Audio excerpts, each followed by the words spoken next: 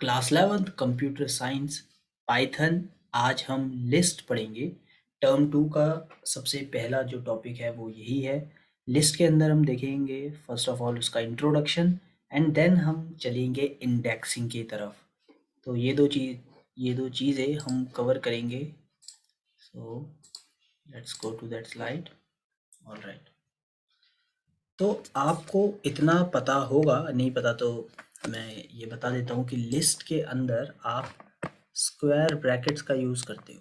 इन्हें square brackets बोलते हैं। और लिस्ट के अंदर हम मल्टीपल वैल्यूज़ को स्टोर कर सकते हैं। जो नॉर्मल वेरिएबल्स थे, इंटीजर, फ्लोट, आप एक वैल्यू स्टोर कर सकते थे, बट लिस्ट के अंदर आप मल्टीपल वैल्यू स्टोर कर सकते हो। एग्जाम्पल देखते हैं। सबसे पहला ये वाला एग्जाम्पल आप देखिए। इसके अंदर आपने एक वेरिएबल का नाम लिया list1 एंड एक सेकेंड, आपने वेरिएबल लिया list1 एंड इसके अंदर आप देख सकते हो कितनी वैल्यूज आपने स्टोर कर दी। यहाँ पे मैंने 6 इवन नंबर्स को स्टोर किया हुआ है। तो बहुत इजी है। आपने वेरिएबल का नाम लिखा, इक्वल टू डाला, स्क्वायर ब्रैकेट एंड कॉमा से सेपरेट करते हुए आपने सारे नंबर्स लिख दिए जो भी आपको स्टोर करने थे। अब आप इसे प्रिंट करोगे। प्रिंट, आपको पता है प्रिंट फंक्शन कैसे काम करता है। तो आपको आउटपुट में ये पूरी की पूरी लिस्ट मिल जाएगी विद स्क्वायर ब्रैकेट।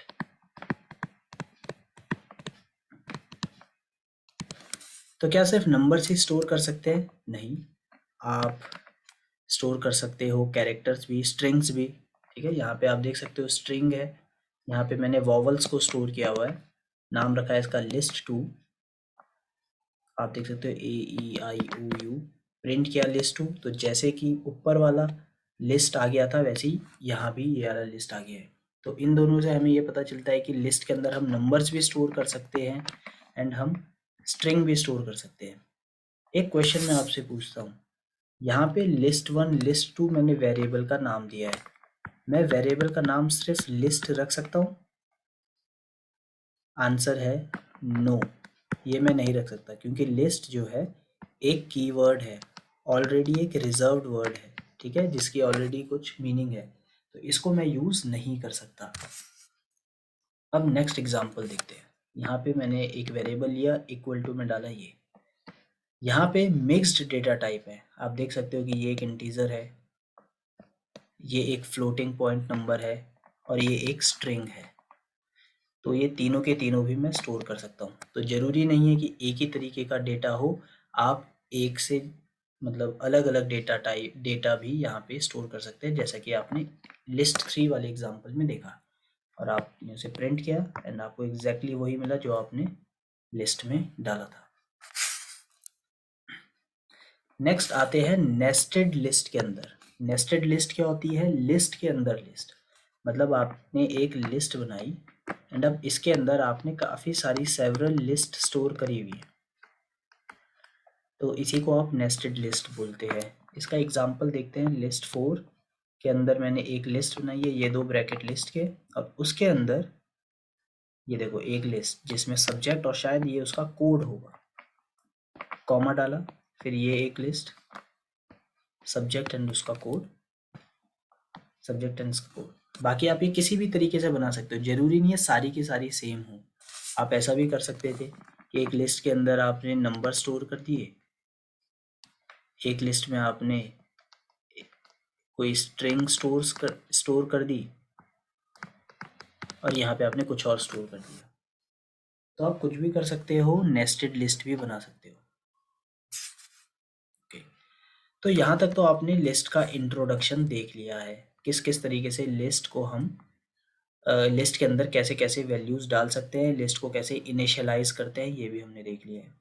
बट अब लिस्ट के एलिमेंट्स को हम एक्सेस कैसे करेंगे, उससे पहले आपको मैं इंडेक्स का एक कॉन्सेप्ट बताना चाहता हूँ।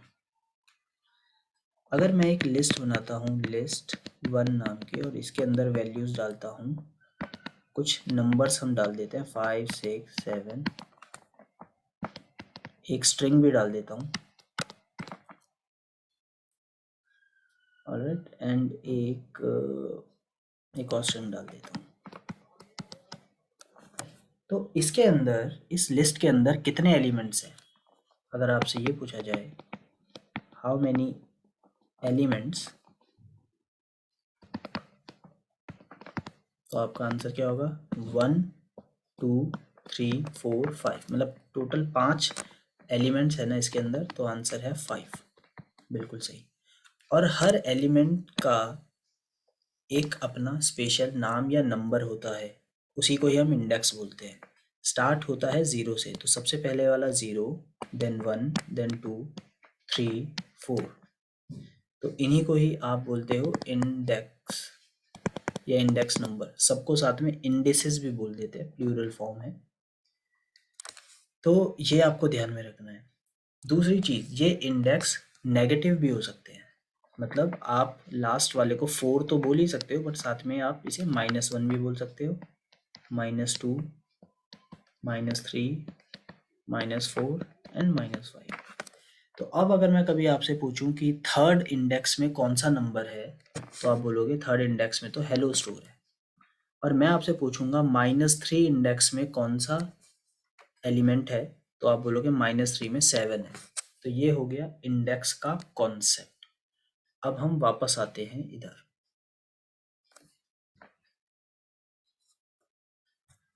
यहाँ पे लिस्ट 1 के अंदर आपने वैल्यू इनिशियलाइज कर दी है, हमने कुछ नंबर्स डाल दिए हैं। कितने एलिमेंट्स हैं इसके अंदर? 1 2 3 4 5 6, तो 6 एलिमेंट्स हैं। अब अगर यहाँ पे लिस्ट 1 0 करेंगे तो हमें क्या मिलेगा?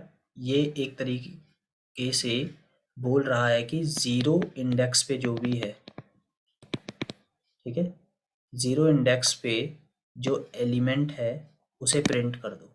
तो लिस्ट 1 मतलब लिस्ट का नाम, स्क्वायर ब्रैकेट, एंड यहाँ पे index number, this is index number. तो इसमें क्या आप बता सकते हो ज़ीरो क्या है? तो ज़ीरो आपको पता है सबसे पहला वाला होता है, इसीलिए 2 प्रिंट हो गया। यहाँ से अब बोला है लिस्ट 1, लिस्ट का नाम, स्क्वायर ब्रैकेट, एंड ये इंडेक्स नंबर है। इस तरीके से आप इंडेक्स को एक्सेस कर सकते हो, उस इंडेक्स नंबर पे जो वैल्यू है उसे प्रिंट करा सकते हो। तो लिस्ट 1 3 क्या डिनोट कर रहा है? 0 1 2 3 8, तो इसीलिए ये 8 आ रहा है।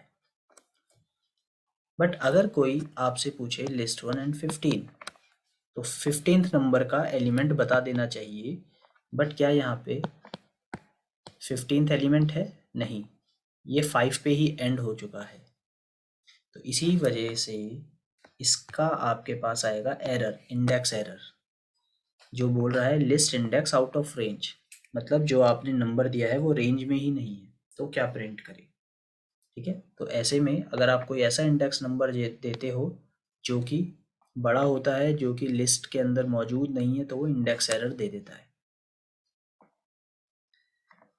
अब लिस्ट के अंदर अगर आपने लिस्ट एंड ब्रैकेट में 1+4 लिखा है तो कोई प्रॉब्लम नहीं है, ये पहले इसे कैलकुलेट करेगा, कैलकुलेट करके आएगा 5 एंड फिफ्थ इंडेक्स आपको दे देगा। तो लेट्स सी क्या फिफ्थ इंडेक्स जैसा यहाँ पे 12 बता रहा है, उसमें वही यही 12th एलिमेंट ही स्टोर है। तो हाँ, फिफ्थ में 12th एलिमेंट ही स्टोर है।